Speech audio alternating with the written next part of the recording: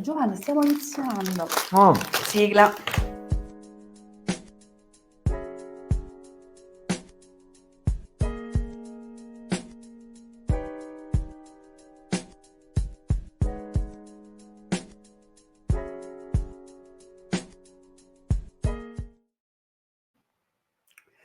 Buongiorno, buonasera a tutti quanti per questo nono video del percorso sull'innovazione rivolto ai librai con Ilaria Milana, che è una libraia a sua volta, oltre ad essere imprenditrice e formatrice, e Giovanni De Carli, Innovation Manager accreditato al MIMIT, il Ministero per le Imprese e il Made in Italy, e imprenditore nel settore ICT. Il Business Model Canvas è stato il filo conduttore di tutti questi video. L'abbiamo esplorato blocco per blocco e oggi arriviamo a due nuovi blocchi. Cioè due blocchi che non erano stati immaginati da Osterwalder all'inizio quando ha impostato il suo lavoro sul modello di business. Trovate questa storia nel video numero 3. Ma che recentemente invece sono stati aggiunti perché gli impatti sociali e gli impatti ambientali, appunto questi due nuovi blocchi, stanno diventando elementi troppo importanti per essere distratti, per non rientrare in questo tipo di ragionamento. Ecco, la sostenibilità è sicuramente un tema molto di moda in questo periodo e sta diventando comunque un argomento fondamentale nell'ambito del fare impresa. Abbiamo scelto anche di introdurre questi due building block del benefici sociali e ambientali e dei costi sociali e ambientali nello schema che adesso rivediamo un attimo del Business Model Canvas, uno schema arricchito, quindi non più a 9 ma a 11 building block.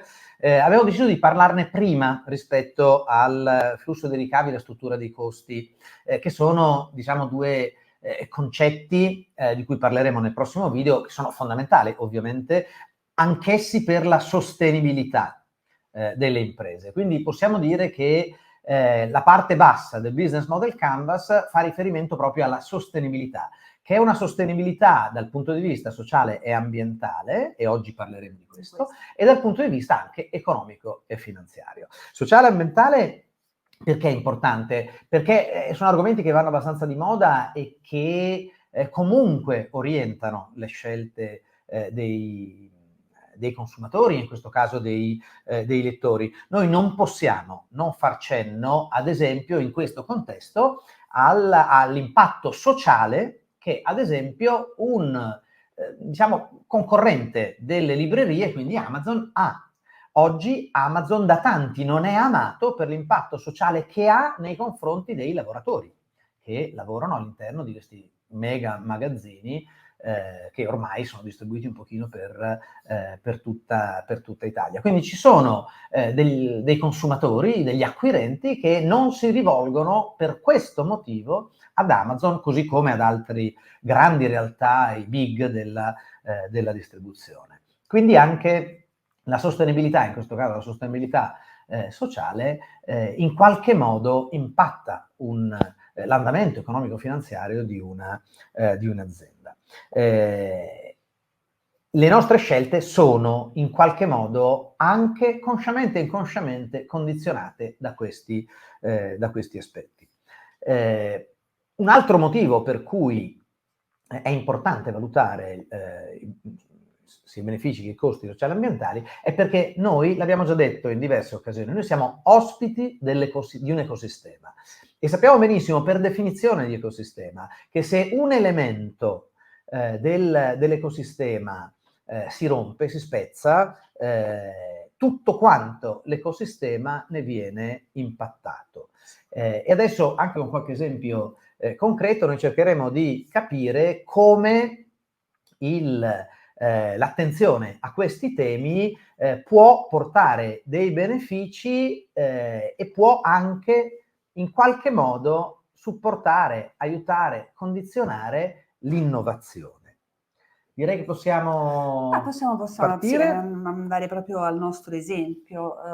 È ovvio che quando si parla di librerie in linea di massima si pensa soprattutto all'impatto positivo che le librerie hanno sul territorio, sull'ecosistema specifico nel quale impattano, perché sono così una parte integrante di tutto il sistema di conoscenza del paese, perché sono dei punti di aggregazione. Però è doveroso anche per le librerie, sia nel loro insieme, ma anche su progetti specifici, come abbiamo visto nell'esempio che ci stiamo portando avanti video dopo video, domandarsi se l'impatto è positivo o anche negativo. Possiamo anche spoilerarlo.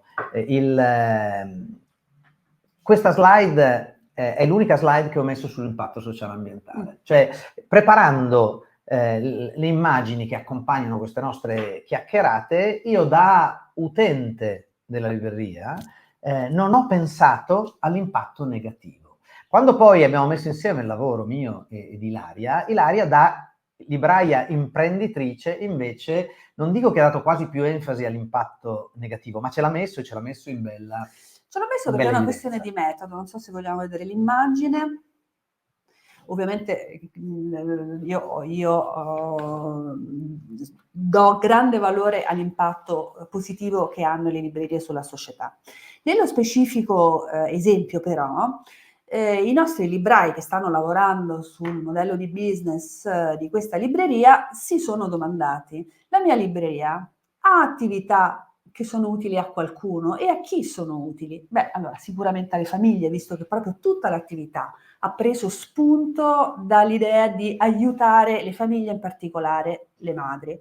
Dopodiché ha sicuramente un impatto positivo anche sui bambini, visto che molte delle attività sono pensate poi di fatto anche per loro, potremmo dire genericamente le famiglie, e sui partner, perché i partner in questa attività trovano nuove possibilità di lavoro, di espressione, di accrescimento. Dopodiché però bisogna anche farsela questa domanda: ma la mia attività a chi nuoce? Nuoce a qualcuno? A chi nuoce? Beh, potrebbe per esempio nuocere a tutti quei soggetti che hanno una loro proposta di valore sullo stesso segmento di mercato. Abbiamo immaginato per esempio le babysitter, oppure le palestre, che può essere un'alternativa a portare i bambini in libreria, o un corso di lingue, insomma.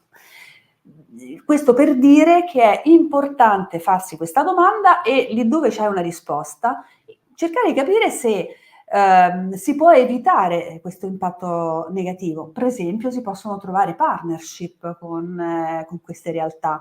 Perché non trovare una partnership e fare un abbonamento che valga sia nella libreria che nella palestra, per esempio, o altro? Tu prima parlavi di partner e mentre parlavi di partner io ho pensato, allargando un pochino il focus, a tutto il territorio che ci ospita. Qual è l'impatto che una libreria può avere sul territorio che lo ospita, ma su tutto quanto il territorio? Perché un territorio è fatto da persone, individui, aziende, organizzazioni, enti, all'amministrazione stessa, associazioni. Il territorio è fatto da vie, da strade, che sono dei luoghi fisici, degli spazi, è fatto da, abbiamo detto, anche da individui, dalle persone che o in maniera, diciamo, organica, stabilmente lo popolano, o ci passano i pendolari a cui si faceva riferimento. Ecco, la cosa interessante è che, così come per gli altri, anche il building block, l'ambito dei benefici sociali e ambientali può essere di supporto e guida nel guardare il nostro modello di business da una prospettiva differente. Parlare di sostenibilità sociale e ambientale ci può aiutare a identificare sul territorio altri partner e una proposta di valore ancora più ricca. Le due aree dei costi sociali e ambientali e benefici sociali e ambientali sono stati aggiunti al Business Model Canvas proprio per dare una dimensione in più, non perché oggi va di moda, ma perché è una dimensione in più che ci consente di esplorare le opportunità, le possibilità che noi abbiamo a disposizione da una prospettiva diversa, molto molto concretamente. Prima abbiamo detto che, prima all'inizio di questo percorso di 12 video, abbiamo detto che partiamo nel popolare, nello studiare, nel popolare il nostro modello di business dall'area dei clienti target. Quindi abbiamo esplorato i segmenti target, abbiamo definito un po' l'identikit dei clienti a cui vogliamo rivolgersi, abbiamo capito come possiamo formulare una proposta di valore per quel target e poi in funzione di questo abbiamo capito come gestiamo le relazioni, come vendiamo, quali sono le attività chiave, le risorse chiave e anche i partner chiave. A questo punto mettiamoci dal punto di vista del territorio. Peraltro c'è stato un momento in cui abbiamo anche detto il Business Model Canvas ci aiuta a guardare il mondo, è una chiave di lettura del mondo che ci circonda, dell'ecosistema che ci ospita, da diverse prospettive. Noi possiamo analizzare e studiare il nostro modello di business, ma possiamo analizzare e studiare anche il modello di business di un nostro concorrente, e ci faceva cenno anche ad Amazon, piuttosto che di un nostro partner chiave o di un nostro fornitore, o nel caso in cui noi ci rivolgiamo alle aziende, perché no, le librerie possono rivolgersi anche alle aziende. Assolutamente giusto? lo fanno, Perfetto, senza contare che può essere anche fatto il business model canvas di una persona. Assolutamente sì, di una famiglia, Di una di famiglia. un'organizzazione. Allora, il Business Model Canvas in questa struttura, con tutte poi le modifiche che vogliamo portare, anche gli adattamenti, può essere fatto su qualsiasi tipo di organizzazione. Ok? Dove ovviamente in certi casi si parla di ricavi e di costi, in altri casi si parla di benefici e di impatto negativo e di costi non di tipo economico-finanziario. Ecco, mettersi dal punto di vista del territorio, cercando di capire come magari il Business Model Canvas può essere anche una chiave di lettura del territorio, ma mettendo dal punto di vista del territorio, la domanda che possiamo farci è: ma gli elementi, le componenti del nostro territorio, prima ne abbiamo citate diverse, i negozi che stanno sulla stessa via in cui sta la nostra libreria, l'amministrazione, le associazioni, ma abbiamo fatto anche un bel esercizio con un altro gruppo di librai, non so se ti ricordi, dove a un certo punto addirittura avevano detto le parrocchie, cos'è che avevano detto? Le parrocchie, no, le parrocchie e le scuole. Le parrocchie, le scuole e le palestre. Le palestre. Le parrocchie, scuole, palestre e associazioni di quartiere, no? Come possono contribuire a generare valore e io che beneficio posso generare per queste entità? Ecco, mettersi ad analizzare il territorio, in qualche modo incoraggiati dal fatto che c'è un'area che ci parla di sociale e ambientale e il territorio è la società e l'ambiente che ci ospitano. Questo ci dà una dimensione nuova, una dimensione in più per andare a rivedere e ripensare un po' a tutto il nostro modello di business, o meglio, ci può dare una chiave di lettura per l'innovazione del nostro modello di business. Ma io, una volta che ho fatto il mio modello di business attuale, se mi metto dal punto di vista del territorio, o meglio, se aggiungo il territorio e faccio finta che sono obbligato a valorizzare il territorio che mi ospita, sono obbligato, perché esce una legge che dice è obbligatorio costruire un servizio congiunto insieme alla vetrina che sta a destra e alla vetrina che sta a sinistra del mio negozio. Allora qual è il beneficio? Che tutti e tre insieme possiamo portare sul territorio, tutti e tre insieme che tipo di proposta di valore innovativa possiamo creare. E magari a destra abbiamo un panificio, un forno, e a sinistra abbiamo un negozio d'abbigliamento. Ok? Ora, anche questo è un punto d'osservazione che ci aiuta a comprendere come il nostro modello di business può evolvere, può innovare, considerando una dimensione in più che è quella sociale, ambientale e quindi del territorio che ci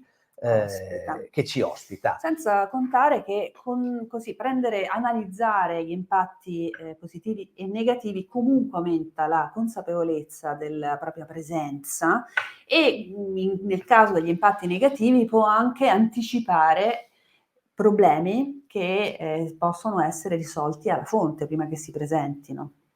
Ok, vediamo nel dettaglio quello a cui si è pensato. Perché c'è un impatto sociale, ma c'è anche un impatto ambientale, e diciamo che è un argomento che ormai non può essere più trascurato assolutamente. Quindi anche una libreria, nel momento in cui decide di attivare un nuovo progetto, deve porsi il tema se questo progetto ha un impatto ambientale e come diminuirlo il più possibile.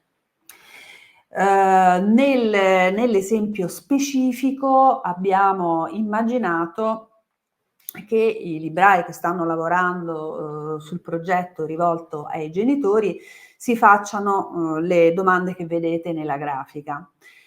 Per cui le nuove attività generano scarti? Potrebbero, per esempio, nel packaging, negli imballaggi, potrebbero generare carta, potrebbero essere acquistate merendine in eccesso, per cui prendere in esame, adesso è vero che normalmente sono le società di produzione che generano i maggiori scarti, però anche un'impresa di servizi, un progetto come questo che è primariamente rivolto a dare un servizio, può avere degli scarti che possono essere quantomeno diminuiti. E come possono essere diminuiti? Cercando delle alternative. Abbiamo immaginato, per esempio, che ai bambini che fanno merenda in libreria, invece di dare la bottiglietta d'acqua, venga data una bottiglietta di vetro, oppure si installi un dispenser perché possano bere senza di volta in volta buttare una bottiglietta. Sono piccoli gesti, mi rendo conto, però tenerli sotto controllo potrebbe essere interessante. Ecco, la cosa interessante è che l'iniziativa che questa libreria, la libreria esempio, sta mettendo in atto, lavorando sull'analisi dei costi ambientali, sta generando un beneficio sociale. E qual è il beneficio sociale? È quello di far cultura. Sì, assolutamente, perché poi facendo, come dire, lavorando in modo sostenibile si dà anche un esempio. Certo. Okay. Poi un'altra domanda che ci si può porre è: quali scarti possiamo immettere in un nuovo ciclo? Allora, dato che ci saranno degli scarti, li abbiamo diminuiti al massimo, comunque degli scarti ci saranno, una cosa che possiamo fare è fare in modo che questi scarti diventino nutrimento per un altro ciclo produttivo. Stiamo parlando tipicamente del riciclo e del riutilizzo, dove il riciclo, sappiamo cos'è, il riutilizzo è una pratica anche migliore in termini ambientali rispetto al riciclo, perché richiede un dispendio, una perdita di energia inferiore. Per cui, per esempio, nel caso specifico abbiamo, per esempio, la carta può essere riciclata direttamente in libreria per prendere appunti, per segnare cose. Gli scatoloni, di fatto, i librai già spesso li riutilizzano, quindi non in parte li riciclano buttando, ma in parte invece li riutilizzano per mandare i libri in resa ai distributori. Però potrebbero anche altri scarti, se ci fossero degli scarti di merendine, per esempio, potrebbero essere riciclati con quelle app che vengono a raccogliere cibi per insomma, è un tema che anche una libreria si può porre: come posso far sì che i miei scarti vengano riutilizzati o riciclati. E poi un altro tema che si può porre una libreria nell'attivare un nuovo progetto, se vuole essere sostenibile sul piano ambientale, è: quanto sono sostenibili i miei fornitori? Cioè cominciare a ragionare anche in termini di circolarità e sostenibilità dei fornitori, quindi fare delle scelte legate a questo elemento, che era un po' quello che stava dicendo Giovanni prima. Ci sono per esempio dei grandi operatori che hanno un danno proprio perché percepiti come poco sostenibili. Nel nostro piccolo anche noi possiamo far cultura scegliendo partner o fornitori sostenibili rispetto ad altri.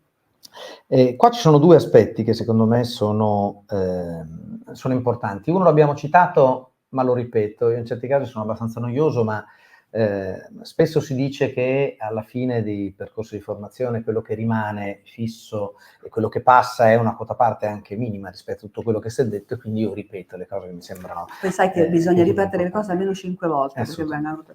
vengano.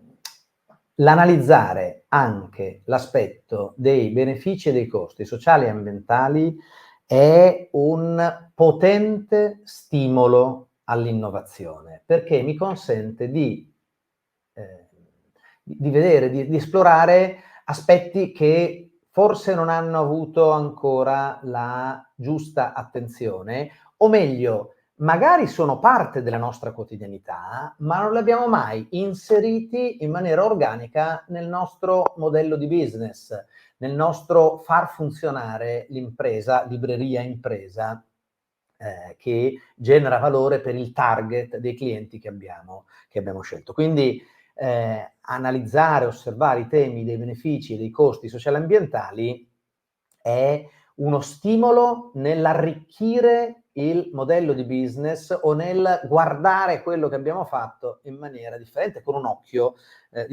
differente. Ora invece introduco un concetto che è, lasciatemi dire, la valorizzazione di qualcosa di genuino e sincero anche per fini di business, anche per fini, diciamo, di interesse. Non dimentichiamoci che siamo pur sempre delle Che è realtà importante profit. anche la sostenibilità economica. Esatto, e poi vediamo nel prossimo video di cosa stiamo parlando. Approfittiamo del fatto, o facciamo leva sul fatto che i temi della sostenibilità sociale e ambientale sono temi di interesse, per comunicarli in maniera corretta. Cioè facciamo diventare il nostro sincero interesse, sincero e genuino interesse per i temi sociali e ambientali, facciamoli diventare anche parte della nostra proposta di valore, perché effettivamente costituiscono un valore che possiamo rendere disponibile ai clienti che noi scegliamo in via prioritaria e non esclusiva di servire. Questo secondo me è un aspetto per nulla marginale, perché oggi i nostri clienti, anche quelli a cui noi ci rivolgiamo, sono attenti a questi temi. Assolutamente, e come abbiamo già detto nel quarto video parlando del cliente target, il beneficio è ciò che viene percepito dal cliente, e tra i benefici ci sono anche quelli sociali, quelli appunto di potersi riconoscere in un punto di vista, in un approccio al mondo, in quello che è giusto, in quello che è sbagliato.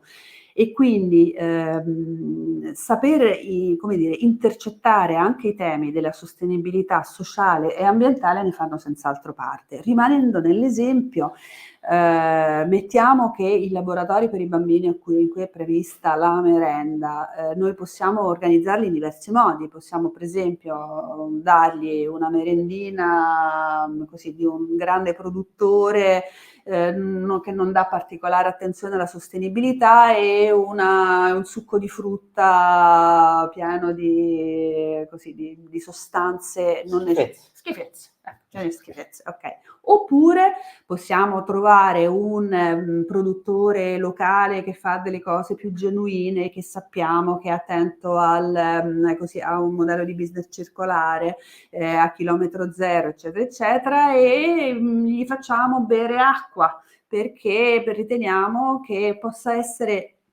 appunto sia la miglior bevanda per un bambino, ma magari anche i genitori percepiscono di maggior valore una scelta del genere.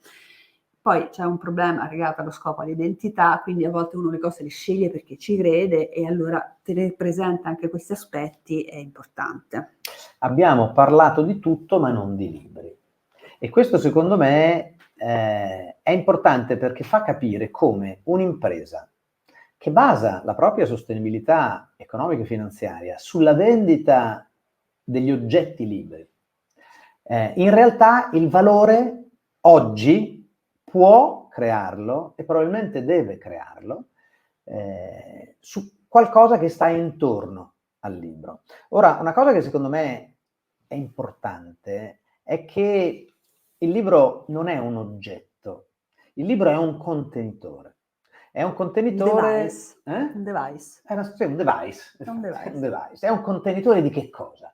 È un contenitore di storie, è un contenitore di conoscenza, è un contenitore di emozioni, è un contenitore di futuro, è un contenitore di passato e di storia, ma il libro è un contenitore.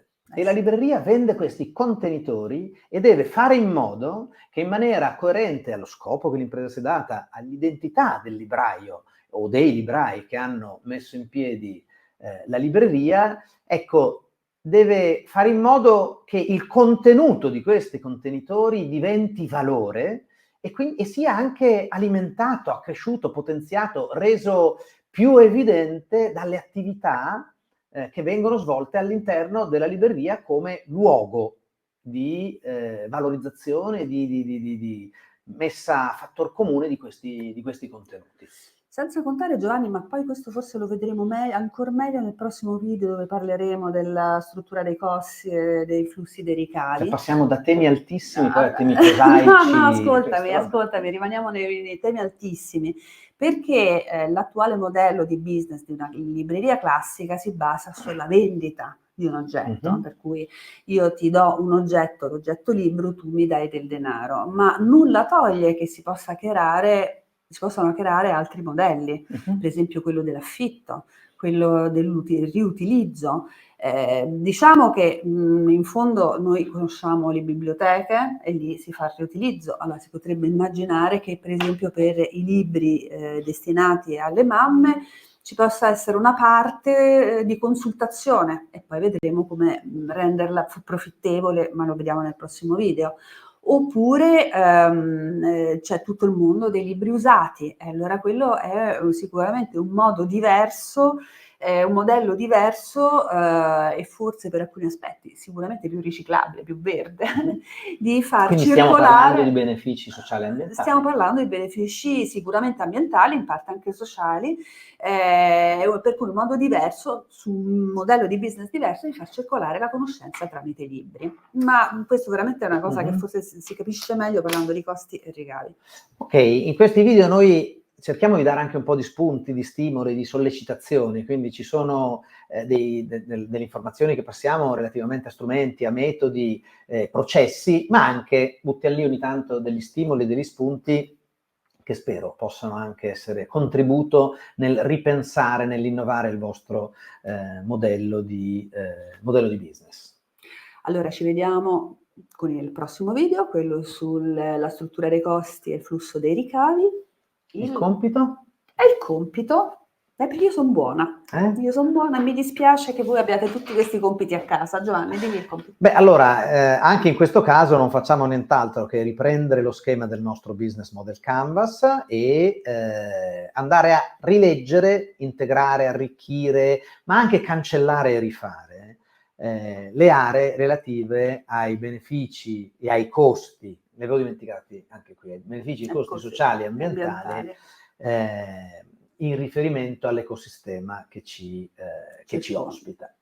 Il prossimo video chiude un pochino il cerchio del Business Model Canvas e andiamo a analizzare il flusso di ricavi e la struttura dei costi. Magari ripercorriamo tutto rapidamente prima per far vedere come questo poi genera costi, ma genera anche ricavi e come possono essere fatti questi ricavi, anche guardando qualche spunto, qualche idea innovativa. E poi alla fine gli ultimi 2 video ce li riserviamo per una messa a terra veramente concreta. Alla prossima!